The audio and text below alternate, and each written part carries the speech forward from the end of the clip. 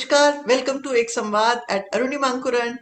Today we are having a conversation with Shri Shakambar Singh Gosai, Dil Se Pahadi, a story of simplicity and resilience as we celebrate Uttarakhand Day.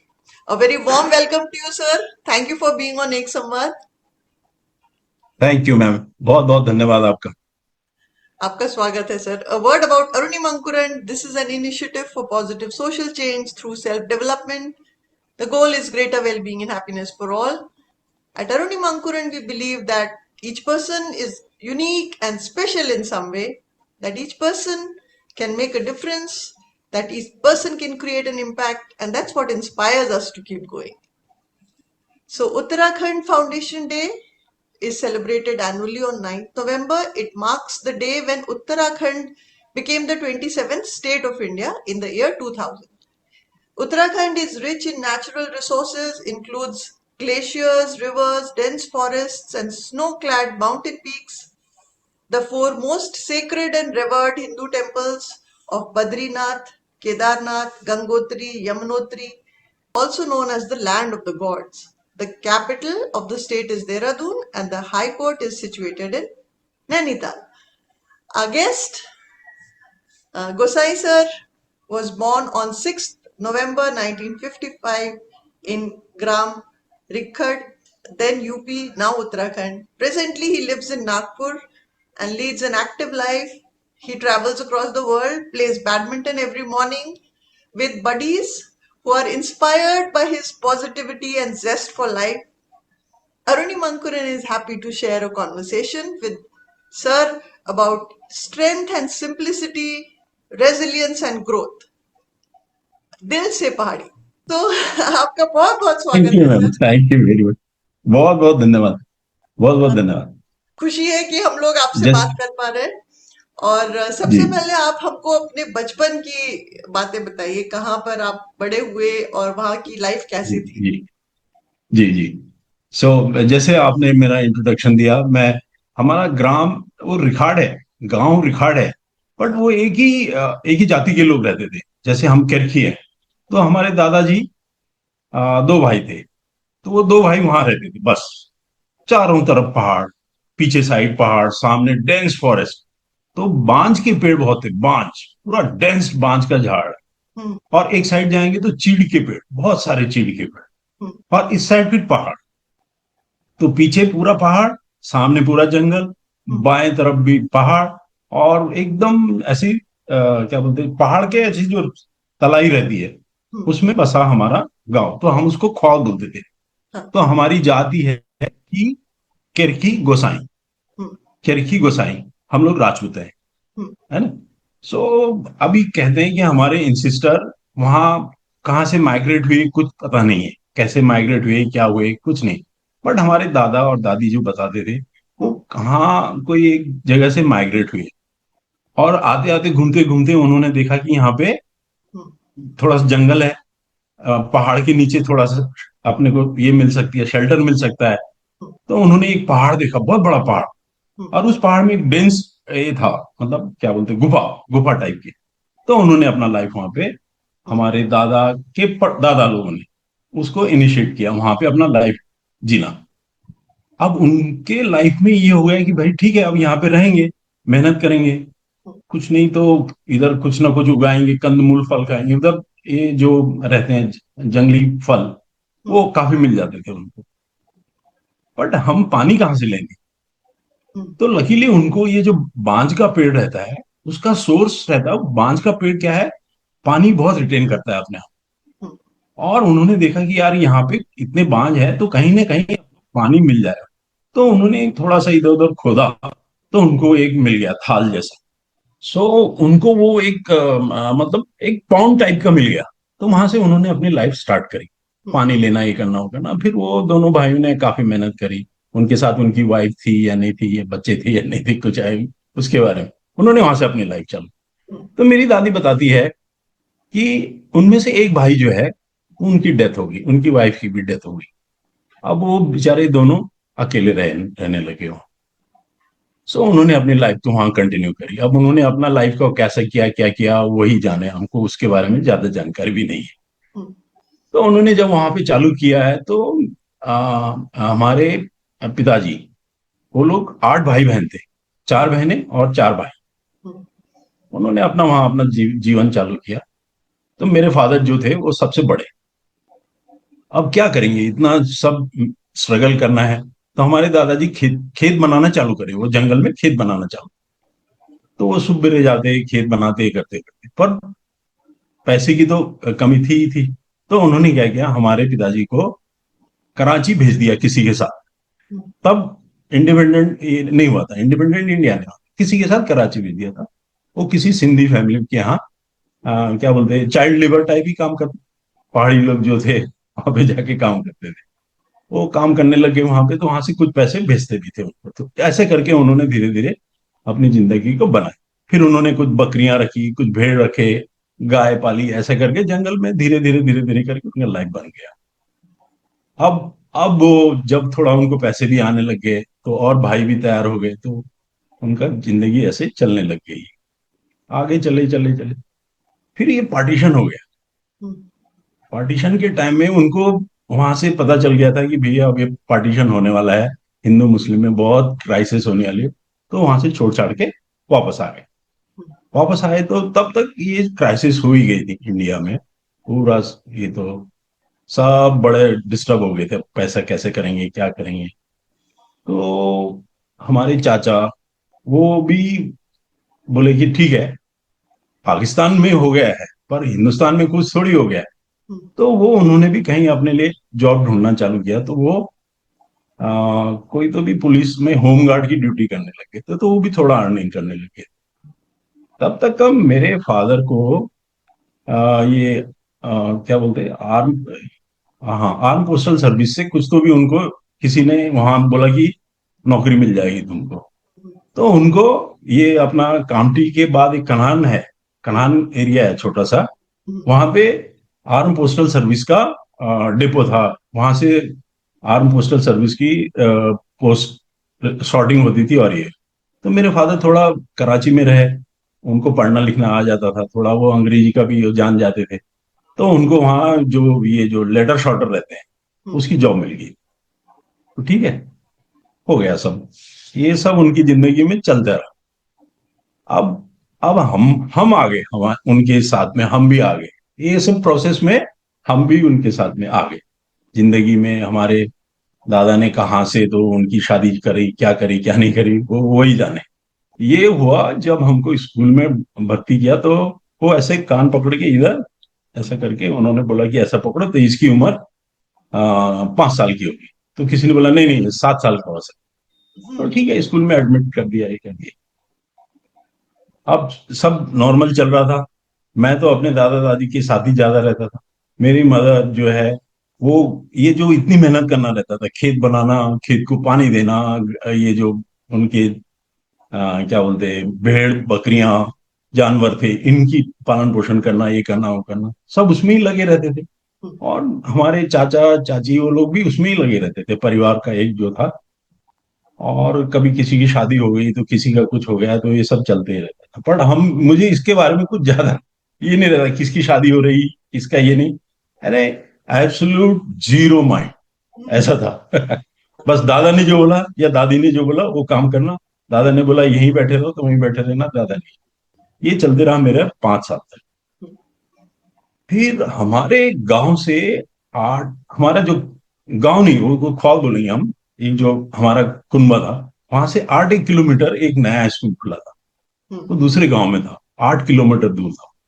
अब पहाड़ से जाना, जंगल के बीच में से जाना है। तो हम्म, हमारी दादी ने बोला अब ये थोड़ा बड़ा हो रहा है और इधर में स्कूल हो गए हैं, तो इसको स्कूल भेजो, ये खुद ऐसे ही बैठा रहता। अब हम्म, ये कब तक का अपने ये काम करेगा, भेड़ बकरी तो गिन के लाता है।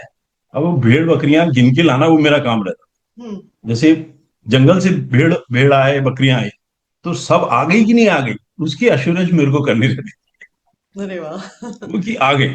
अब मैं तो, मेरे को तो गिनती आती नहीं थी, समझता नहीं था कितना है, पर मैं एक यूनिक चीज डेवलप किया था कि जैसे कोई डॉट डॉट डॉट वाली है, तो मैं टबरड़िया बोलता था उसको। हाँ। कोई एक किसी भेड़ पे ऐसे एक बिंदी है, व्हाइट बिंदी है, काली है, तो काली बिंदी या सफेद बिंदी, हम्म, ऐसा करके मैं उनको रेक्टिफाइड करता। ऐसे करके हमारे पास करीब आ, 50 भेड़ रही होंगी और हाँ। 25 एक बकरियां रही होंगी। हम्म, ऐसे हमारे दादा और ये परिवार ने तो जमा लिया। हम्म, तो मेरी वो ड्यूटी रहती थी और वो बताना रहता था कि हाँ सब आ गए। हम्म, और सब आ गई यानी फिर मैं उनको सबको बोलता था कि ये टपकने आ गई, ये डिमरी वाली आ गई, ये बिंदी वाली आ गई, ये लंगड़ी आ गई, ये बड़े सींग वाली आ गई, ये आधे सींग टूटा है वो आ गया। ऐसा करके अपने दादा को कन्विंस करता था। हम्म, तो वो कन्विंस हो जाते थे कि हाँ इसने जितना बोला इतना है बोला है, इसका मतलब सबकी सब आ गए, कोई मरी नहीं। हम्म, तो ये जब ऐसे ही चलते रहा जिंदगी में, एक बार क्या हुआ, हमारे वो जो भेड़ थे उसमें बाघ आ गया। हम्म, अब मुझे मेरी मदर का एहसास हुआ कि मेरी मदर क्या थी। तो वो बाघ आ गया बीच में। तो हमारे दादा ने, मेरी मदर का नाम इंदिरा था, इंदिरा, तो उसको बोला इंदिरा, इंदिरा, खूब जोर से चिल्लाया घर से, और बोला इंदिरा, इंदिरा, उधर बाघ आ गया, तू कहाँ सोई है, कहाँ है तू, कहाँ है, कहाँ है। तो मेरी माँ उठी और उसने देखा तो कुछ दिख रहा नहीं, कहाँ बाघ है, क्या बाघ है। तो वो जो बाघ था वो भेड़ों के बीच में छुप गया। हम्म, अब वो भेड़ जो है वो सब एकदम अपने चौकन्ने हो गए थे पर भाग नहीं सक रहे थे। तो मेरी मदर ने देखा ये क्या हो गया है, कहाँ है, कहाँ है। तो उसको एक चीज अलग से अलग लगी, वो भेड़ों में से, इनमें से उसको एक चीज अलग लगी। तो उसने उसको ऊपर जंप करा, बाघ के ऊपर जंप किया। हम्म, जंप करके अपना वो जो गंडासा रहता है उसको पेड़ वेड़ काटने के लिए बड़ा वाला, उससे उसका पैर काट दिया। तो उसका पैर काट दिया, वो तो लंगड़ते लंगड़ते लंगड़ते लंगड़ते जंगल में कहाँ भाग गया किसी को पता नहीं। बट हमारे दादा और हमारे जो दादी है इनको ये लगा कि अरे ये इसने तो बहुत बड़ा काम कर दिया, पता नहीं ये बाघ ने इसको क्या खा गया, क्या गया। तो सब गए, देखा तो ये सब ठीक। बट वो बाघ के पैर का वो जो था कटा हुआ पैर, वो और उसका खून, उनको देखा तो उनको लगा कि ये भागे करके। तो उन्होंने बोला कि भाई सब अपने आ जाओ, अपने इधर संभाल लो अपने, ये जो भेड़ बकरियां हैं इनको संभाल लो और इसको संभाल लो। तो मेरी मदर को भी उस चीज का एहसास नहीं किया कि उसने क्या किया। उसको ये लगा कि उसने एक भेड़ काट डाला। हम्म, हम्म, तो जब उसको बताया कि तूने ये काम कर दिया, तो तब फिर उसमें मेरे दादा ने मेरे को गिनने लगा हर एक का। बता बोले तू कैसा है, क्या है, कौन से, उनको भी श्योर करना था कि कोई ले तो नहीं गया। तो फिर मैंने हर एक को हाथ लगा लगा के लगा कर और हर एक का नाम लिया, इसका नाम ये है, इसका नाम ये है, मैं ऐसे गिनता हूँ, ऐसे पहचानता हूँ, ऐसे पहचान। और उसी हिसाब से वो सब मिल गए। तो ये चला। तो फिर मेरी दादी ने सोचा कि अब ये ऐसा तो चलेगा नहीं इसका, अब कब तक का ऐसा रहेगा ये, इसको स्कूल में भेजो। तो वो स्कूल भेजना चालू किया। अब स्कूल जाने के लिए रास्ता चाहिए। हाँ, दादा गया, वो पूरे जंगल में जा कटीले पेड़ वगैरह जो थे उसको साफ किया, कहीं पे ठीक ठाक किया, ये करके और मेरे को वहां लेके गया। तो जब मैं स्कूल गया, पहले टाइम में मैंने देखा कि 30 लोग, 30 बच्चे एक साथ है। तो मैं एकदम अच्छा आश्चर्य हो गया कि ये कौन लोग है, ये कहाँ से आए इतने लोग। अब हमारे इधर तो इधर पहाड़, इधर ये, और ये दिन भर इनके साथ में रहो, तो वही दिमाग था। पर ये कहाँ से आ गए, हम्म, कहाँ रहते हैं ये लोग, हम्म, ये किसके साथ आए, मैं तो अपने दादा के साथ आए, ये अकेले कौन से गांव से आए, कैसे आए, क्या आए। और दिल में जिज्ञासा थी तो किसी से पूछा भी नहीं। एक दिन हो गया, 2 दिन हो गया, दादा आते थे लेके जाते थे, दादा आते थे, लेके जाते थे, ऐसे चलते रहता था। मास्टर भी कुछ पढ़ाता नहीं था, तो बैठे रहो वहां पे, कुछ भी क्या है। तो ऐसा करके एक एक 10 एक दिन बीते होंगे। तो उस 20-30 लोगों में 2 लोग ऐसे थे जो ये सबसे अलग रहते थे। हम्म, यानी अगर उनको उस टाइम में हमको एक प्रार्थना बोलने लगे थे ऐसे हाथ जोड़ के, हम्म, हे प्रभु ज्ञानदाता, ज्ञान हमको दीजिए, लीजिए अपनी शरण में कि हम सत्यवान बने, हर देश की सेवा में समर्पित रहें। ऐसा करके एक प्रार्थना करते थे। तो सब बोलते थे, मैं भी बोलता था उसके साथ। पर वो दोनों लड़के वो चुपचाप ऐसे कुछ बोलते नहीं थे, कुछ नहीं। मैं उनकी तरफ देखता था कि क्या है ये, क्यों नहीं बोलते, ये क्या है। और वो बहुत स्मार्ट थे, वो ऐसा नहीं है, मतलब थे गरीब, ठीक है, कपड़े वपड़े तो पर बहुत अच्छे लगते थे। तो मैंने उनके साथ, मैंने बोला औरों के साथ दोस्ती करना है, क्योंकि और तो बहुत होशियार है, पता नहीं ये मेरे को क्या बोलेंगे, और मैं क्या बोलूंगा ये समझेंगे नहीं समझेंगे। तो मैंने बोला इनके साथ दोस्ती करो, तो मैंने उनके साथ दोस्ती किया। बाद में मैंने धीरे धीरे पता किया, तो जैसे ये शेड्यूल कास्ट है, ये है, वो थे, वो हमारे मतलब गांव में जो ये शादी ब्याह में ये बजाते हैं, ड्रम बजाते हैं, और ये सिलते हैं, क्या बोलते हैं, कपड़े, उनको दर्जी बोलते हैं, हमारे इधर औजी बोलते हैं उनको, औजी। वो जाति के थे वो। तो उसने ही बोला कि हम औजी है करके, और इसलिए हमको हमारे माँ बाप ने भेज दिया पढ़ने के लिए। और यहाँ पे तो हमको अलग रखते हैं, हमारे हाथ का कोई पानी भी नहीं पीता, हमसे कोई बात भी नहीं करता। पर तू है तो चल, तेरे साथ बात बात करेंगे। तो अब ऐसे चला, उनके साथ बात बात करें, पर किसी ने जाके मेरे दादा को बता दिया कि भैया ये तो उनके साथ रहता है, तुम्हारा नाती ये बिगड़ जाएगा, और ये पता नहीं क्या बन जाएगा, उनके साथ ही उनके जैसा ही बन जाएगा। तो मेरे दादा ने मेरे को बहुत मारा, और क्या, दो अयो। चार रैपट भी लगाए। और हमारे घर एक बिच्छू घास होती है, कंडली बोलते हैं हम लोग उसको, उससे मेरे मुंह पे और मेरे पैरों पे और हाथ पे पूरा झंझनाहट होती है, उससे बिच्छू घास जो रहती है, उससे अच्छा सुताई करी। अभी उनके साथ जाना नहीं, ये नहीं जाना। तो मैंने बोला वहां कोई मेरे दोस्त बनते नहीं, किसी से मैं बात नहीं कर सकता, और मेरी बात का वो बुरा मान जाएंगे तो क्या होगा। पर वो बेचारे मेरी बात सुनते हैं, मेरे से बात करते हैं, तो मैं उनके साथ जैसा वो बोलते हैं वैसा वैसा सुनता हूं। तो मेरे दादा ने उस टाइम बोला कि कहीं भी जाओ, ये मत सोचो कि तुम्हारी बात का लोग क्या मानेंगे, तुम्हारे बारे में क्या सोचेंगे। तुम अपने आप को जैसे हो वैसे रखो, और आज जिस तरीके से तुम बात करना चाहते हो उस तरीके से बात करो। अगर तुम्हारी बात में सच्चाई है तो लोग सुनेंगे, तुम्हारी बात में ऐसा उल्लड़पन है तो तुम्हारा मजाक उड़ा देंगे। तो मैं बोला यार ये बात तो बहुत सही है, अपने को वैसा सीखना पड़ेगा, तैयार होना पड़ेगा। और फिर मेरे दादा ने बोला तू इतना सोचता है, जैसे तूने ये भेड़ों का नाम ये रखा है, ये है वो है, तो अगर किसी ने तेरे साथ कुछ छेड़खानी करी है, तेरे साथ कुछ उल्टा बोला, तो तू उसका नाम रख, उसमें भी कुछ ढूंढ, कोई वीक पॉइंट होगा या उसकी अच्छाई होगी तो उसको कर। और उन्होंने ये नहीं बोला कि किसी का वीक पॉइंट होगा तो उसको छेड़, उन्होंने बोला किसी की अच्छाई होगी तो उसके बारे में बात कर। यानी कोई सुंदर दिखता होगा तो बोलना उसको, यार तू कितना गोरा है और कितना मस्त है, यानी हमारी भाषा में कितना सुंदर है और कितना तगड़ा है, और तेरे गाल कितने फूले फूले हैं। तो उसकी बात करेगा तो वो तेरे को पसंद करेगा, तेरे से दोस्ती करेगा। कोई तेरे से ऊंचा होगा तो उसको बोलना, यार तेरी हाइट, तेरी ऊंचाई, तू कितना ऊंचा है, पहाड़ जैसा ऊंचा है, तू कितना तगड़ा है, तो फिर तेरे साथ दोस्ती करेंगे, काम करेंगे। ऐसा फिर मैंने वो ट्रिक अपनाई, और ऐसा करके उनके साथ दोस्ती की। तो ऐसा फिर वो अपना प्राइमरी 5वीं क्लास तक मैंने, वो हमारा गोडिंडा स्कूल है वहां पे पढ़ा। तो हम लोग 25, हाँ, हम लोग 15 बच्चे थे जो 5वीं क्लास में थे। अब उस टाइम में क्या होता था, 5वीं क्लास में वहां बोर्ड एग्जाम होता था, बोर्ड के एग्जाम होते थे, और यूपी बोर्ड था इलाहाबाद से, ये पेपर आते थे और इन्विजिलेटर आते थे, और एजुकेशन वाले भी वहीं आते थे।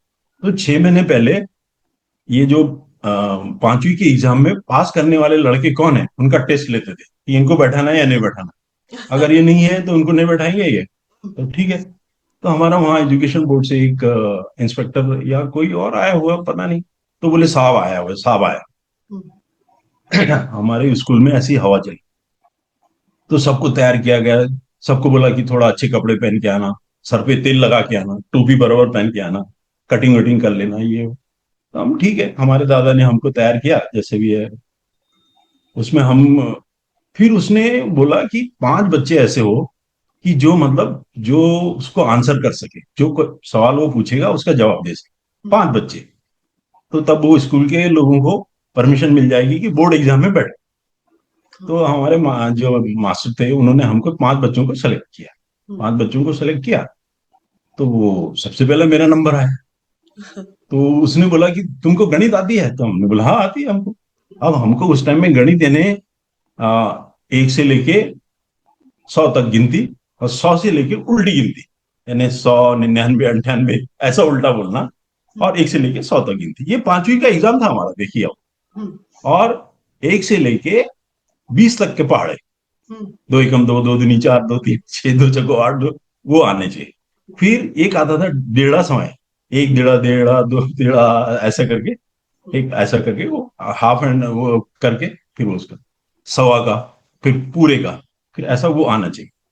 तो वो हमको आता था, क्योंकि हमको अच्छा रट्टा खूब लगाया था हमने उसमें, तो उसका। हम्म, तो उसने बोला लिखना कौन जानता है। हम्म, अब हमारे जो मास्टर साहब थे, उनको लगा अरे ये तो लिखना बोल रहे हैं, अभी गणित में क्या लिखना, क्या बोलेंगे ये, हम्म, गणित में लिखना क्या बोलेंगे ये।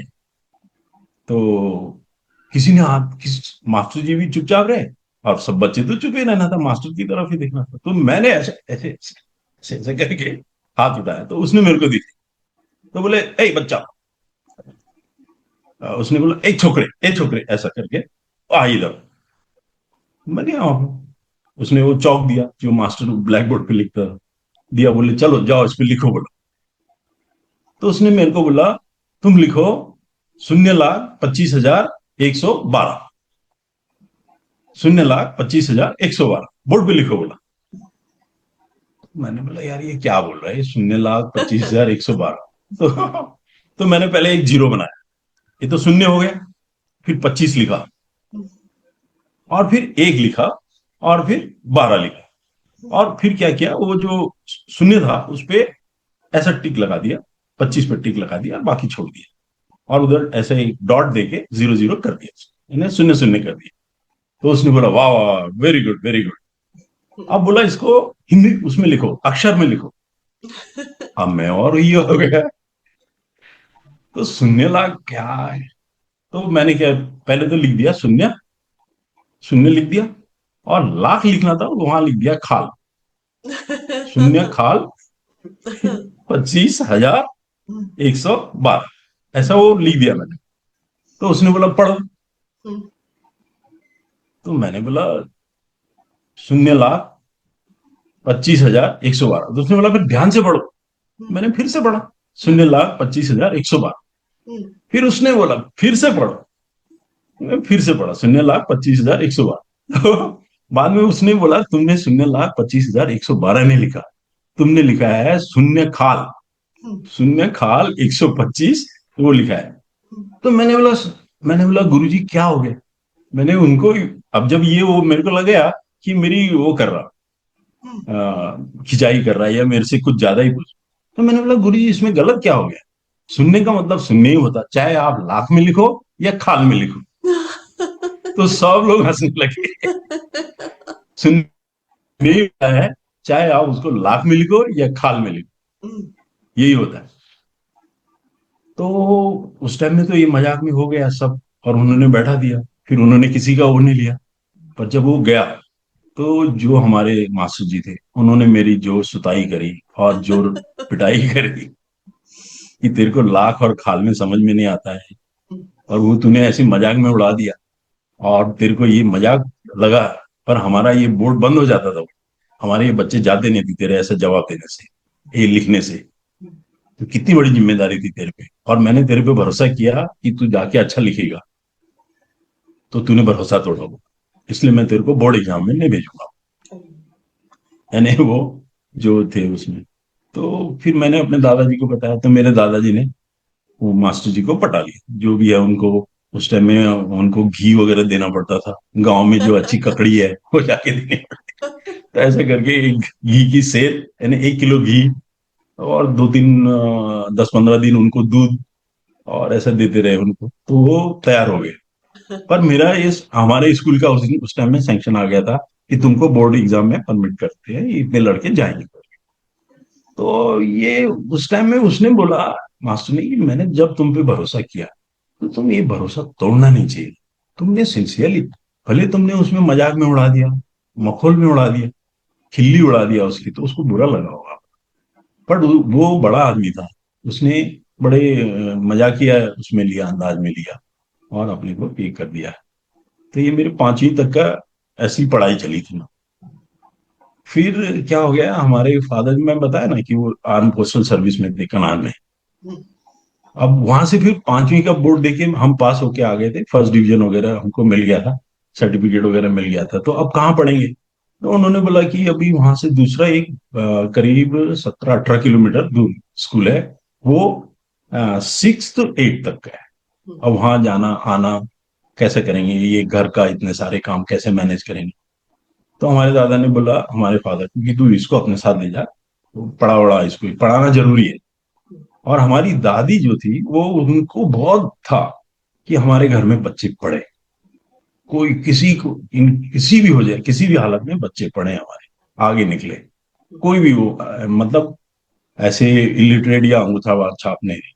तो मेरी दादी का बहुत बड़ा, तो उन उधर लेके गए, इनको बोला, मेरे फादर को। तो मेरे फादर यहाँ आए कामठी में, हमको यहाँ लेके आ गए। अब वो क्या हो गया, यहाँ कनान में लेके आए तो यहाँ हमको स्कूल ही नहीं मिली, फिर वही प्रॉब्लम। पढ़ अच्छा, बच्चों को पढ़ने आना है, तो कनान भी इतना डेवलप नहीं था, एकदम रिमोट था, वहां पे भी लाइट वाइट नहीं थी, यहाँ लाइट नहीं जलती थी। और वो एक ट्रेन आती थी शटल, नागपुर कामठी सवेरे और शाम को, कनान से कामठी आओ, कामठी से नागपुर आओ, ऐसे सुबह आओ शाम को आओ, सुबह आओ शाम को। तो मेरे फादर ने बोला कि ठीक है, बोले यहाँ नहीं पढ़ेगा तो नागपुर में पढ़ेंगे, नागपुर में ही कर लेंगे। तब तक का क्या हुआ कि उनका कोई एक सीनियर था, कुछ कैप्टन रैंक का, उसने बोला यार तेरे लड़के को उधर डालो, हॉस्टल में डालो, बोर्डिंग हॉस्टल में इलाहाबाद, वहां डालो, मैं तुम्हारे नाम से एक लेटर लिख देता हूँ, और ये इज ए गुड चैप, इसको वहां डाल दो।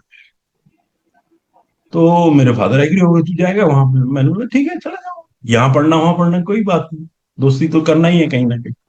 तो अकेले वहां इलाहाबाद हॉस्टल में चले गए। अभी मैंने उस दिन वो साहब सर को बताया ना कि ये ऐसा ऐसा होता था वहां। तो वहां गए, वो हॉस्टल में दीनदयाल ये थे अपने, दीनदयाल ये थे ना, धर्मशाला थी वहां पर, और वहां पे वो वार्डन वगैरह मेंटेन करते थे प्रयागराज में। तो वो वहां गए, वहां पे वो उन्होंने देखा होगा, तो बोले हाँ ठीक है तुमको वो कर देंगे। तो 15 दिन हम वहां रहे, और 15 दिन बाद, 15 दिन वहां रहे, तो 15 दिन में मैंने ये देखा वहां पे कि सब एक जैसे बच्चे थे, हॉस्टल के ही बच्चे थे सब, पढ़ते थे, ये करते थे, वो करते थे, तो सब अपनी मस्ती में रहते थे, ये रहते। और वो सुबह 5 बजे के करीब उनका वो जो इंचार्ज थे वहां के, वो आते थे अपने बुलेट, उस टाइम में बुलेट एकदम रॉयल एनफील्ड की बुलेट में आते थे, और उनके पास चाबुक रहती थी, चाबुक। और वो जैसी वो आवाज आती थी, डर डर डर डर, तो सब बच्चे अपने उसमें से, बिस्तर में से उठ के, कोई बाथरूम में भाग जाता था, कोई कहीं, कोई नहाने का बहाना करता था, कोई। अब मैं तो, मेरे को इस बारे में आइडिया नहीं थी, तो वो सब लोग इधर उधर इधर उधर घुस जाते थे। तो एक ने मेरे को बोला भाई जल्दी जा, नहीं तो तेरे को चाबुक पड़ेगी। उसने बोला, चाबुक बैठेगी, चाबुक बैठेगी, जल्दी जाओ उधर। तो मैं भी एक वो उधर लाइन पे खड़ा हो गया, और देखा तो तब तक वो आए, और उन्होंने 5-6 लड़कों को सटा सट चाबुक लगाना चालू किया। बापरे। तो वो स्टोरी मैंने उनको बताई। अब ये चल रहा था वहां पे, और लोगों का भी एडमिशन हो गया था इसमें। इतने में हमारे फादर को यहाँ पे director of marketing and inspection करके एक नया ऑर्गेनाइजेशन बना था, तो उनको नागपुर में परमानेंट ये मिल गया था, नौकरी। उसमें बोला ईपीएस को डिसमेंटल कर दें, तुम इधर चले जाओ। वो यहाँ आ गए नागपुर में। तो फिर वो नागपुर में आ गए, तो हम उनके साथ में नागपुर में आ गए, इधर से वहां छोड़ के, और नागपुर आ गए। तो नागपुर में हम फिर, ये तिड़के विद्यालय है ना काटो रोड पे, वहां पे 6th onward, 6th to 10th मेरा एजुकेशन हुआ। वहां पे आज गुड स्टूडेंट, सब स्पोर्ट्स में ही करता था वहां पे।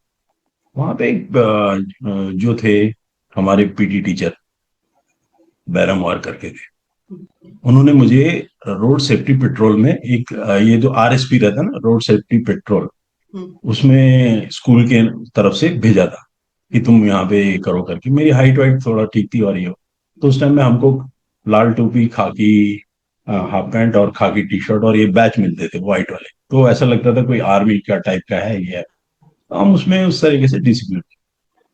फिर एक पुलिस कमिश्नर हुआ करते थे, मुकवे करके, मुकवे, बहुत जेंटलमैन एकदम भैया। तो वो हमारे इंस्पेक्शन के लिए आते थे, जब हमारी वो जो परेड होती थी, तो वो परेड में आते थे। तो मेरे को उन्होंने बेस्ट कैडेट का अवार्ड मिला था उसमें, so I was the best cadet RSP. तो हम ये ट्रैफिक रूल्स, बाएं से चलो, और वो पहले ऐसे हाथ से ही दिखाते थे, ये इधर से आ जाओ, इधर से आ जाओ, फिर लेफ्ट से आ जाओ, फिर वो मुड़ के चारों तरफ से रोटेट करते थे। तो हमारी ज्यादातर ट्रेनिंग कहाँ पे होती थी, ये जो एलआईसी चौक है ना, वो चौक बहुत बिजी रहता था उस टाइम। क्योंकि इधर बर्डी से भी लोग आते थे, कामठी से भी लोग आते थे, और रेलवे स्टेशन से तो लोग आना ही आना रहता, तो ट्रैफिक का बहुत फ्लो है।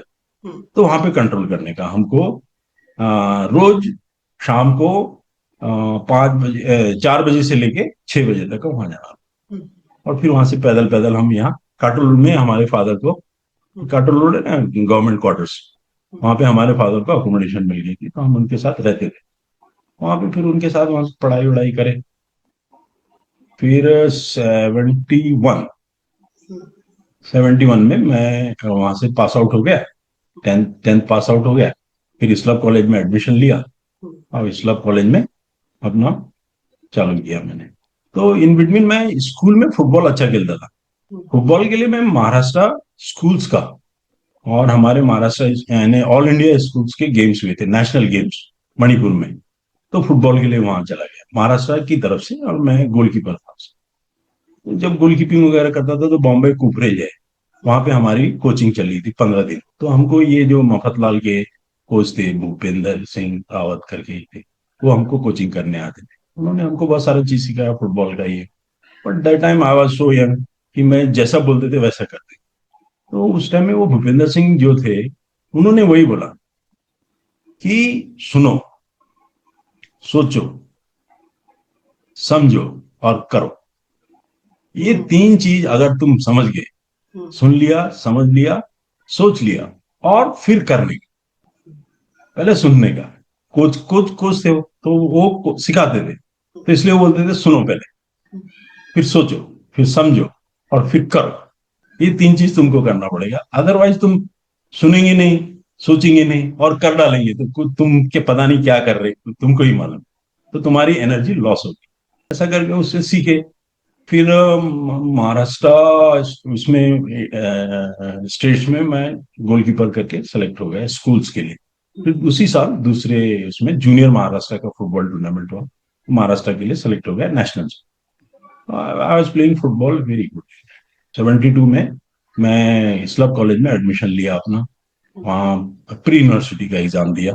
प्री यूनिवर्सिटी का एग्जाम देते ही साथ मेरे को सेंट्रल एक्साइज में स्पोर्ट्स कोटा में जॉब मिल गया। क्यों? क्योंकि एक तो मैंने, जब मैं प्री यूनिवर्सिटी में था तो तब मैं नागपुर यूनिवर्सिटी रिप्रेजेंट कर सकता था, तो नागपुर यूनिवर्सिटी मैंने रिप्रेजेंट किया। और महाराष्ट्र नेशनल स्कूल्स में मेरा सर्टिफिकेशन था।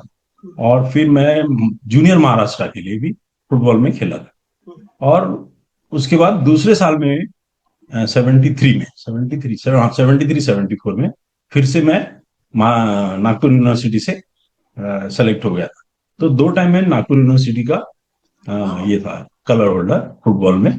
और भी ये था, तो इसमें वैकेंसी निकली थी सेंट्रल एक्साइज में स्पोर्ट्स कोटा की। तो उस टाइम में ये था कि फादर की भी थोड़ा तंगी है, सैलरी वैलरी कम है, ये है, बहनों की शादी करनी है। और मेरी दादी वो बहुत ओल्ड एज हो गई थी, दादाजी बहुत ओल्ड एज हो गए थे, उनकी देखरेख करने के लिए। तो पिताजी का जो सैलरी था वो उनके पास ज्यादा जाता वहां। तो यहाँ हमको हमेशा थोड़ा सा क्राइसिस रहती थी, बहनों की पढ़ाई थी, शादी थी। तो हमने बोला यार जॉब वॉब ढूंढो कहीं तभी अपने लिए। तो यहाँ मिल गई स्पोर्ट्स कोटा में सेंट्रल एक्साइज में। तो सेंट्रल एक्साइज में as a lower division clerk करके अपने को जॉब मिल गया। I was happy. और उस टाइम में 400 सैलरी मिलती थी, 400 सैलरी, हैप्पी। फिर अपनी पढ़ाई भी कंटिन्यू की। पर क्या हो गया, डिपार्टमेंट में बहुत पॉलिटिक्स चलती है ना, ये कहाँ से आया, कौन है, क्या है, ये है। तो उन्होंने मुझे इंदौर ट्रांसफर कर दिया 77 में। यहाँ से इंदौर चला गया तो मेरी पढ़ाई में भी ब्रेक आ गया, मैं पढ़ाई कंटिन्यू नहीं कर पाया। अब इंदौर चला गया तो इंदौर में क्या करेंगे, अकेले रहना, वहाँ किसी लॉज में रहते थे, उसी लॉज में खाना खाते थे। वहां पे भी 400 रुपये तनख्वाह मिलती थी। पर हमारे फादर का कहना है कि तुम कुछ भी करो, 200 रुपया हमको भेजो। हाँ, 400 रुपये तुमको सैलरी मिलती है, 200 रुपये हमको भेजो, 200 रुपये में यू मैनेज योर, क्या करना है तुमको करो। तो हम फिर उसमें करते थे अपना जुगाड़ खाने का, इसका उसका। कभी किसी को पैसा नहीं देना, कभी किसी से उधार ले लेना, कभी कुछ ऐसे चलते रहते। एक बार एक आदमी मेरे को मिला, उसने बोला यार तू फुटबॉल वगैरह खेल।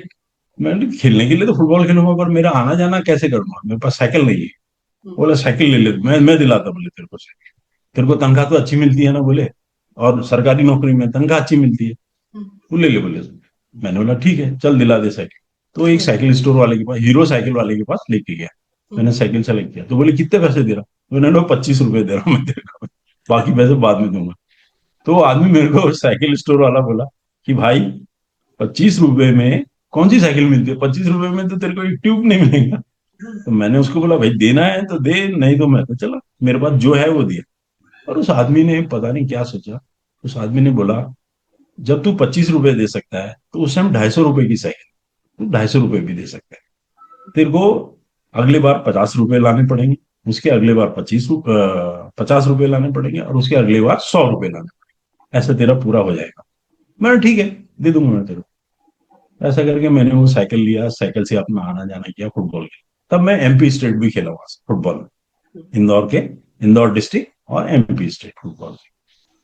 ऐसे चला डिपार्टमेंट में, फिर चलते रहा।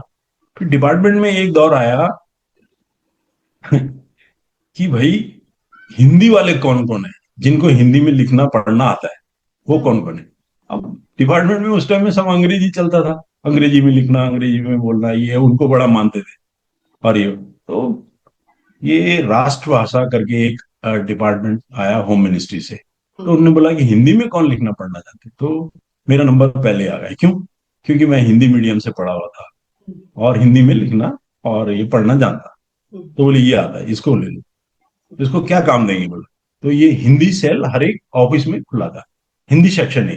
तो उसका मेरे को उन्होंने बना दिया कि भैया तू यहाँ पे सबका हिंदी का काम, कोई भी रिपोर्ट आएगी ये आएगी, सबके पास जा जाके ये करने का वो करने का, सबका कंसोलिडेट करने का है, जो भी मिनिस्ट्री से जो भी रिपोर्ट मांगेंगे उसको देने का है।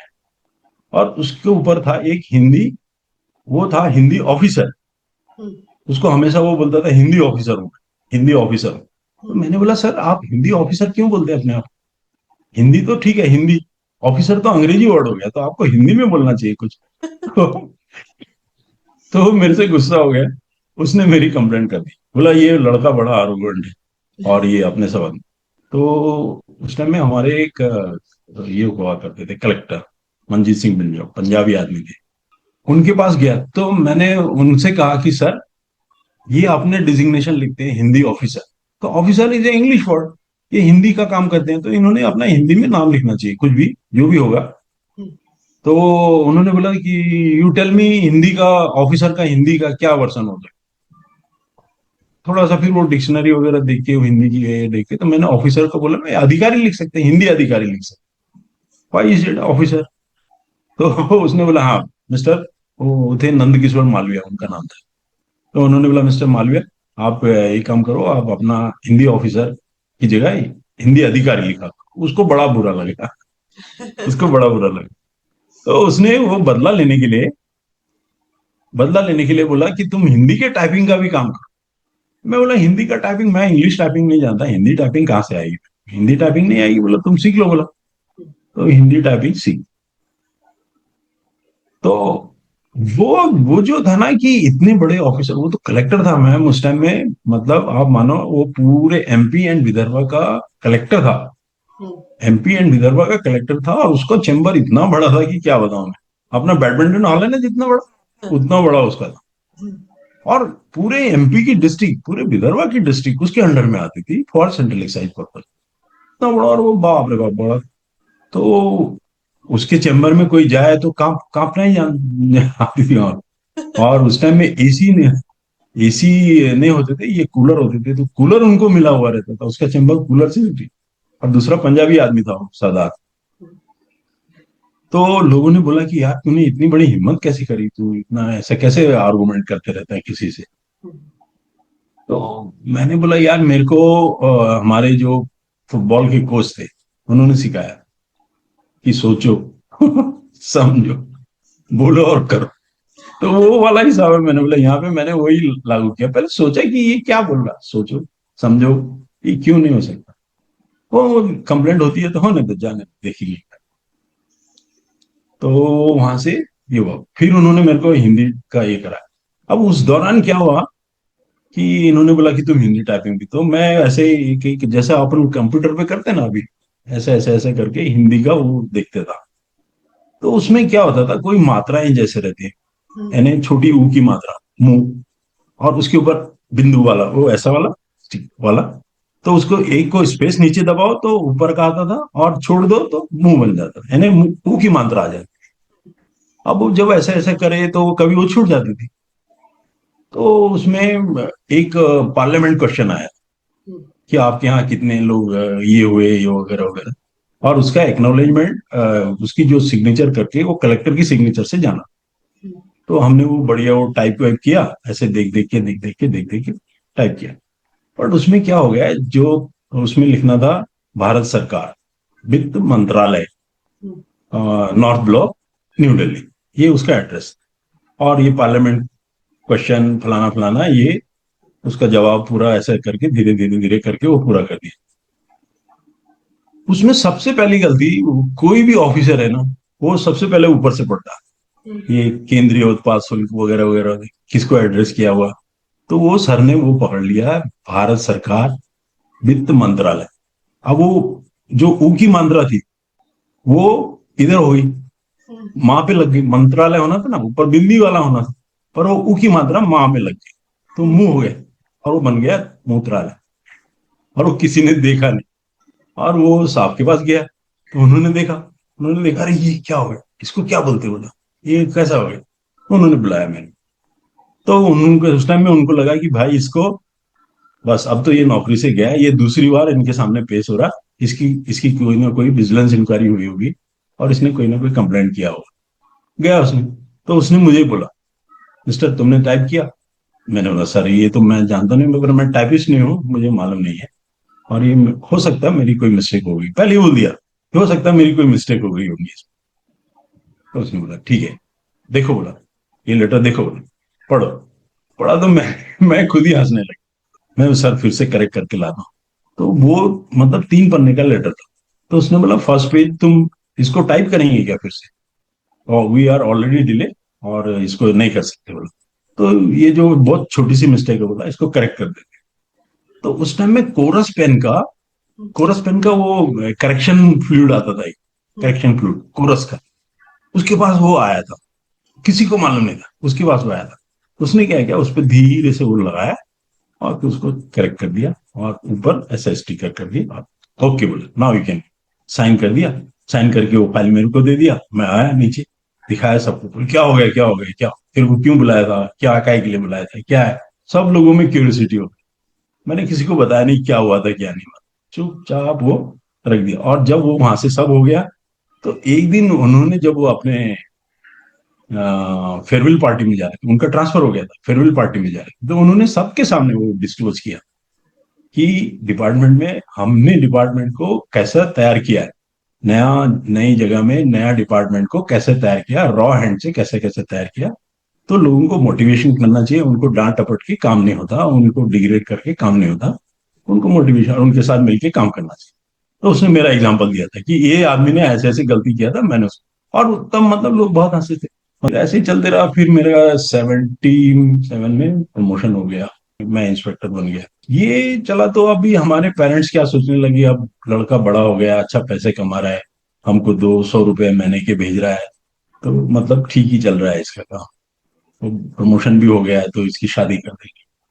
तो शादी करने के लिए तैयार किया। तो ये था दिसंबर 80, दिसंबर नवंबर 29 को मेरी शादी हुई थी, नवंबर 29 को 80 में। बट उसके जस्ट 11 दिन बाद मेरी बहन, वो भी यहाँ नागपुर में रहती थी, वो आई थी शादी के सेरेमनी के लिए। ये उसकी शादी बेटी भी थी, and she was carrying 3 months advance, है ना, वो स्टेज पे थी, आई थी। तो वो जब वापस आ रही थी, और वो वहां पे जब गढ़वाल से आ रही थी, तो कोटद्वार करके एक रेलवे स्टेशन है, वहां पे उसके हस्बैंड का एक्सीडेंट हो गया, और वो उनकी डेथ। सो वो मेरे लिए बहुत बड़ा सेटबैक था कि मैं तो शादी किया हूँ, मैं अपना घर बसा रहा हूँ, और मेरी बहन विधवा हो गई मेरे सामने जस्ट 11 दिन बाद। So it was very disappointing, मैं कैसे इस तरीके से निकलूँ और क्या अपनी जिंदगी को। तो मैं मेरी वाइफ से, जब वो 11 दिन की थी, हमारे घर में आई, तो उसके साथ शेयर कर रहा था इसको कैसे करेंगे, ये करेंगे। तो मेरी वाइफ ने मेरे को बताया कोई नहीं, सब ठीक हो जाएगा, थोड़ा धैर्य रखना पड़ेगा, सोचना पड़ेगा। तो तुम सोचो, बोले तुम इतना वो रहते हो, सोचो, और ये पढ़ी थी, इसने अपना बीए संस्कृत में किया था, मेरी वाइफ ने, वहीं पे गढ़वाल में ही, बेदी खाल करके। तो ये भी आना जाना करती थी, बड़े हार्ड उसमें पढ़ाई वढ़ाई। उसने मेरे को बताया, कई बहुत सारी चीजें बताई वो, कि ऐसा कर सकते हैं, ये कर सकते हैं। तो मेरी वाइफ ने अभी बोला कि ऐसा करो, तुम पहले अपने आप को शांत बनाओ, सोचो, अपने दिमाग से सोचो, क्या तुम। तो फिर मेरे थॉट वही आया, हमारे जो कोच ने बताया था, सोचो समझो फिर कर। वो फॉर्मूला फिर मैंने सोचा, फिर इसको भी समझाया। फिर हमारे दिमाग में बात ये आई कि यार ठीक है, मैं तो अभी वहां चला जाता हूँ, इंदौर, अपनी नौकरी पे तो जाना ही है, वहां चला जाता, तो तुम अकेली रह पाओगी क्या यहाँ। फिर मेरे को ऐसा लगा कि ये कहीं अपने घर चली जाएगी, वापस बोलेगी मैं यहाँ अकेले करूंगी क्या यहाँ पे, तुम्हारे माँ बाप के साथ में, तुम्हारे यहाँ इतनी बड़ी खेती बाड़ी की मैं कहाँ देखूंगी, मैं नहीं रहूंगी यहाँ पे, तो चली जाएगी वापस। तो उसने मेरे को भरोसा दिया कि नहीं, मैं यहीं रहूंगी, तुम जैसा बोलेंगे वैसा। तो उस टाइम में मेरे को लगा यार, ये मेरी वाइफ कितना सपोर्ट कर रही है मुझे। मैंने अपने दिल में सोचा, बोला, मैंने बोला यार ये तो बहुत जबरदस्त काम है।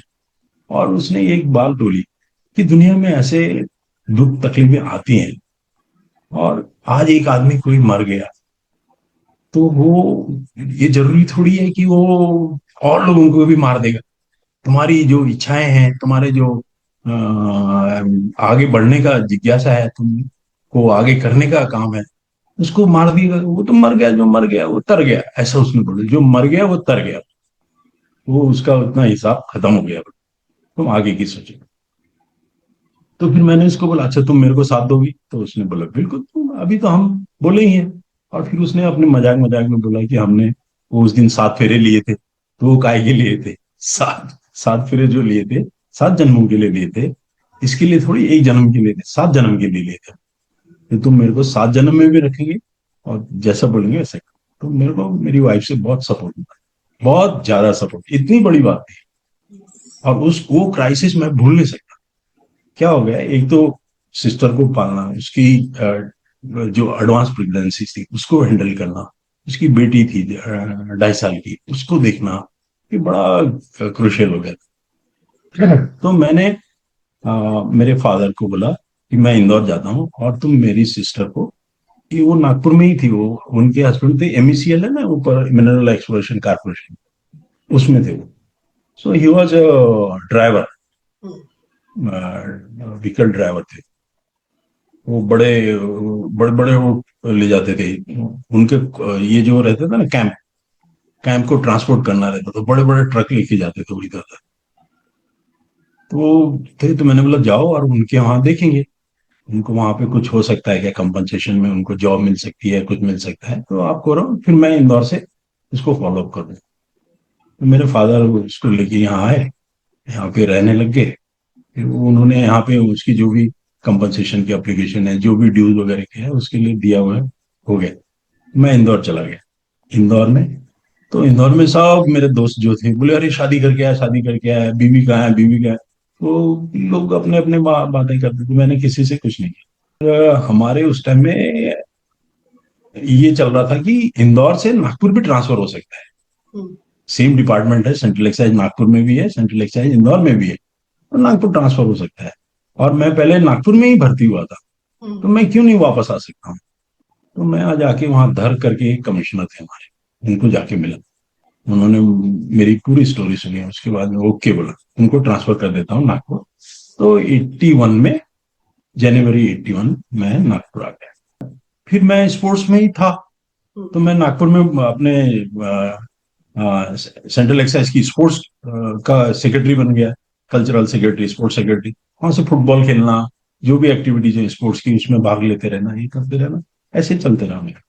तो उस डिसिप्लिन में, अब जब मैं कोई चीज की जिम्मेदारी लेता हूँ, मैं जैसे मैं स्पोर्ट्स सेक्रेटरी बना, उस चीज की जिम्मेदारी लेता हूँ, तो लोग मेरे को देखते हैं कि स्पोर्ट्स सेक्रेटरी क्या कर रहा है, वो खुद खेल रहा है कि नहीं खेल रहा, खुद टाइम पे आ रहा है कि नहीं आ रहा, लोगों के लिए जो उनको चाहिए, फुटबॉल चाहिए, ये चाहिए, वो कर रहा है कि नहीं कर रहा, लोगों की एंट्री कर रहा है कि नहीं, टीम को लेके चलने का है।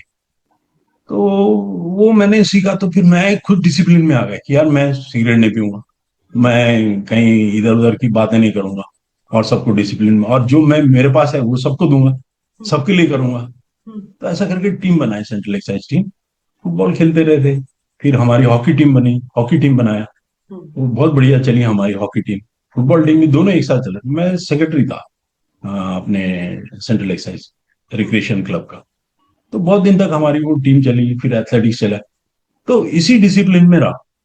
कभी मतलब ऐसा नहीं कि पब्लिकली जाके सिगरेट पिया, फिर वो दारू पिया, मस्ती किया, कुछ किया। ये अपने आप को डिसिप्लिन में रखा। और सुबेरे किसी भी हालत में, ये तो लाइफ का वो बना दिया था कि किसी भी हालत में सुबेरे 6 बजे ग्राउंड पे होना। फुटबॉल हो या हॉकी हो या वॉलीबॉल हो या बास्केटबॉल, ये हो गया सब, ऐसे ही सीखा। सर, हमारी जो आज की जो पीढ़ी है, जो बच्चे हैं, आप आज भी एकदम रेगुलरली बैडमिंटन खेलने आते हैं, आप रोज खेलते हैं, और इतनी एक zestful life you lead, no, एकदम you are so full of life. तो आपकी जो लाइफ में से जो लर्निंग्स है, आप उसमें से जो आपको लगता है आज की जनरेशन के लिए क्या चीज शेयर करना चाहेंगे, उनको एक मैसेज दे दीजिए। हाँ, सबसे बड़ी बात है, you should be honest to yourself. हम्म, अब मैं बेसिक उस पे ही जाता हूँ जो हमको कोच ने सिखाया था। हम्म, सोचो समझो, ये करो, हम्म, फिर करो। तो वो बेसिक वो चीज पहले। अब अभी कहाँ पे समझ लो, कोई कोई एक लड़का है जो बढ़िया अच्छा टी शर्ट पहना है, ये पहना है, और सिगरेट पी रहा है। भाई सोचो, वो क्यों सिगरेट पी रहा? तो तू वो मत कर। हम्म, ठीक है। दूसरा, सुबेरे उठने से एक जो है, एक अलग सी एनर्जी मिलती है। आप मतलब जल्दी सो जाओ, 11 बजे से पहले सो जाओ, और सुबह 6 बजे उठ जाओ, और आप खेलो तो दिन भर आप तरोताजा रहते हैं। दिन में आपको कोई, तो मैं पूरे एंटायर सर्विस लाइफ में 11 बजे से पहले बेड में हम्म, सो जाता। और सुबह 6 बजे वही, अगर ये नहीं है, फुटबॉल नहीं है तो हॉकी खेलने जाता, हॉकी नहीं है तो वॉकिंग करने जाता था, वॉकिंग नहीं है तो रनिंग करने जाता, रनिंग नहीं है तो स्विमिंग करने जाता, हम्म, स्विमिंग नहीं है तो बास्केटबॉल खेलने। और बैडमिंटन तो मेरा, हाँ बैडमिंटन तो मेरा बहुत बात का है। हम्म, बैडमिंटन तो मेरा समझ लो, ये सब हो गया था, मैं उसमें हो गया था तो हम केटी नगर में खेलते थे। ये जो ओपन ग्राउंड है ना यहाँ पे गार्डन में, हम्म, वहां खेलते थे, क्योंकि इधर कहीं मिलता नहीं था। वहां खेलते थे, वहां सीखा, तो उसके बाद में ये बन गया तो यहाँ खेलना चालू किया। बैडमिंटन तो ठीक है, बहुत लेट स्टेज में आया मेरा। पर अभी जो यंग जनरेशन है, उन, मैं तो मेरे बच्चों को, मैंने बताया ना, मेरा ग्रैंड सन है, उसको सुबह 5:30 बजे उठा देता। जब मैं वहां सिंगापुर में जाता हूँ उसके बाद, तो उसको उठा देता हूँ। तो मुझे बोलता है, दादू नहीं, 5 मिनट में। मैं बोलता, मैं जा रहा हूँ नीचे जिम, तू आ जाए जिम में। तो वो फोर्सेबली आ जाता है जिम में, भले वो ट्रेडमिल पे कुछ भी करे, कुछ ऐसा करे, ये करे, पर वो आ जाता है। या फिर स्विमिंग में, अब मैं उसको स्विमिंग में बोलता हूँ, चल मेरे साथ कंपटीशन करेंगे, कौन जीतता है। तो हम्म। वो बहुत अच्छा स्विमर है, वो अच्छी स्विमिंग करता है वो। सर, हम लोग इस एक संवाद को कंक्लूड करें उसके पहले, आपके दादाजी के साथ आपने जो बचपन में टाइम बिताया, उसके हाँ, एक या दो जो मेजर लेसन्स हैं वो शेयर कर दीजिए। बहुत। मेरे दादाजी ना, मैं वो इतने कर्मठ आदमी थे। हम्म, अच्छा, वो सुबह 3 बजे उठ जाते थे, हम्म, 3 बजे, और 3 बजे उठ के वो तारे देखते थे। तो मेरे को बोलते थे, और ध्रुव ध्रुव तारा वो है, वो फलाना तारा है, ये तारा है, वो तारा है, कितने तारे बता दे। हम्म, और उन्होंने ही मेरे को वो जो दिया कि सुबह जल्दी उठना है। और मेरे दादा अपने वर्ड के इतने स्ट्रांग थे हम्म, कि उन्होंने जिसको बोला कि तेरे को मदद करूंगी, तो वो चाहे कुछ भी हो, उसको मदद करना है। मेरे दादा ने सिखा कि यार ये बुद्धू आदमी है, क्या लिखना पढ़ना कुछ करेगा नहीं करेगा। तो उन्होंने क्या किया, एक ऐसा पट्टा लिया, पट्टा बनाया उसका, और उसमें मट्टी, उसको बारीक कूट के उसमें बिछा देते थे। और मेरे को सुबह, हाँ, सुबह उठ के बोलते थे, पहले उन्होंने मेरे को सिखाया ये वाला गायत्री मंत्र, ओम भूर्भुवः स्वः। हम्म, तो बोले तो अपने मन में बोलते जाना, जोर जोर से नहीं बोलना। तो फिर ठीक है, मैं बैठा रहता था, ओम भूर्भुवः स्वः लगा रहता था। तो वो मेरे को पूछते कितने बार बोला, अब मैं कहाँ गिनूं कितनी बार बोला, तो मैं बोलता था 2 बार 3 बार। तो वो बोलते जब से 2 ही बार 3 बार। दो ही बार बोला, तीन बार बोला, फिर वो कुटाई होती थी। फिर उन्होंने वो पटरा बनाया और वो पटड़े में बोला इसमें लिखो। उन्होंने तो उन्होंने ओम भूर्भुवः स्वः मेरे को उंगली से ये ओम भूर्भुवः स्वः, जैसे अपन एक अभी ये चलाते ना ये कर्सर, हम्म, वैसे वो उससे सिखाया ओम भूर्भुवः स्वः। अच्छा, वो मट्टी में रहता था, अब वो मट्टी में बोलते थे मेरे को दिखा, तो जैसे ही मैंने वो उठाया तो वो मट्टी सरक जाती थी, वो मिट जाता था। हम्म, वो बोलते थे क्या कर दिया तुमने, तेरे को ये समझ नहीं आती, उसको धीरे से उठाना पड़ता है, तो ला के जा फिर से लिख के ला।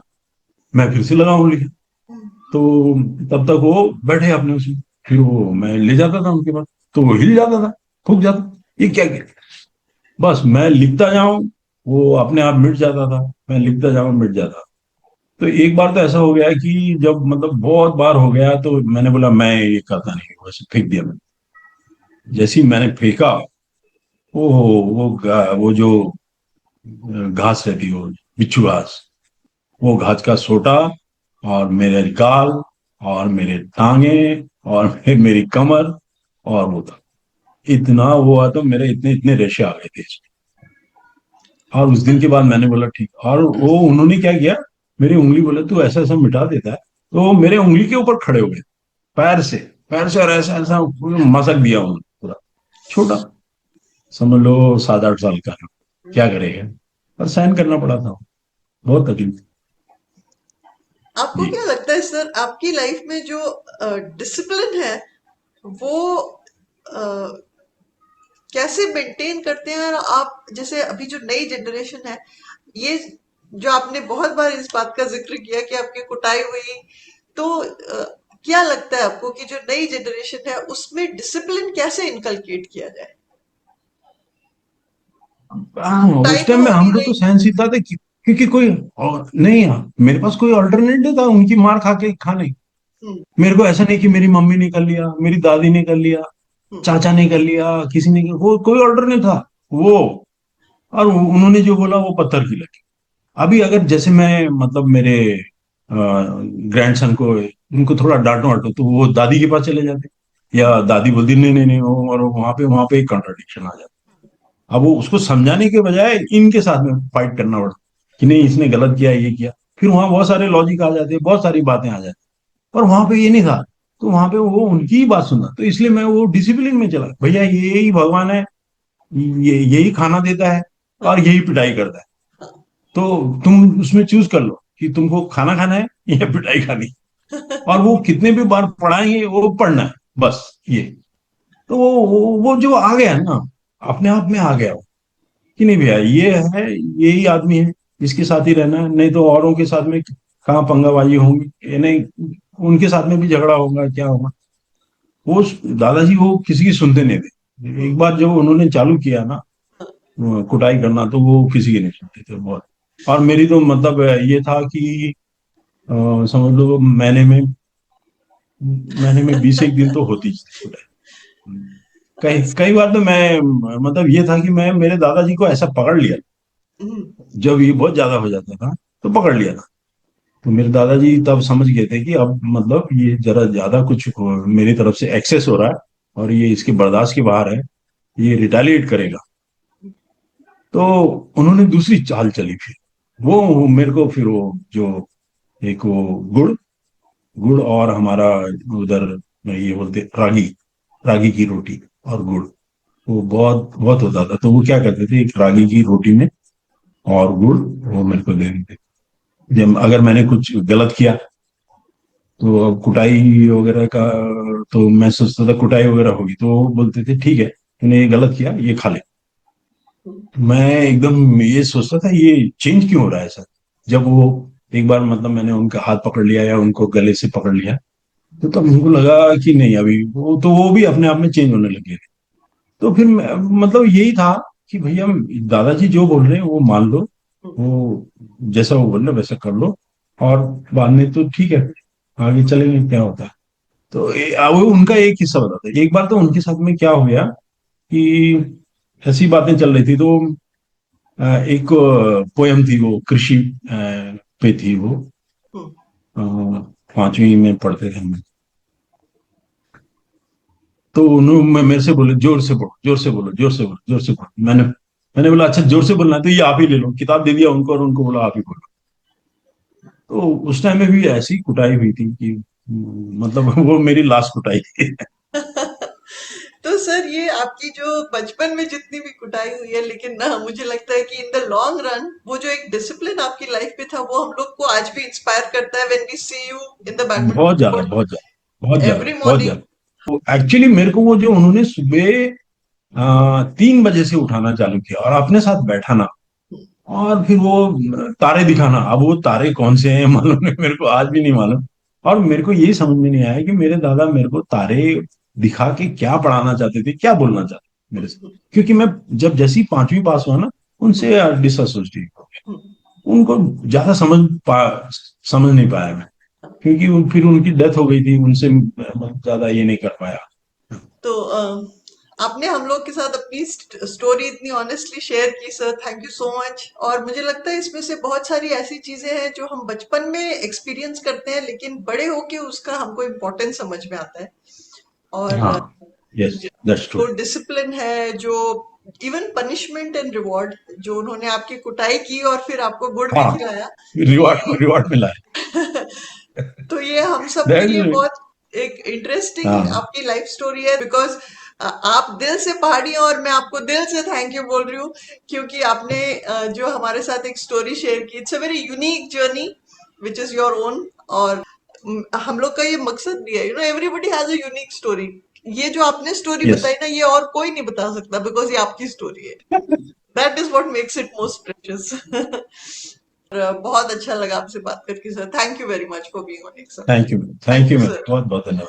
कोई गलती हो गई मैं तो माफी चाहता हूँ। नहीं नहीं and sir, you have a अभी राइट वो टू एडिट और एडिट। नहीं नहीं नहीं okay, sir, thank you ma'am, it was thank you wonderful, very much. बहुत अच्छा लगा आपसे बात। Thank you sir.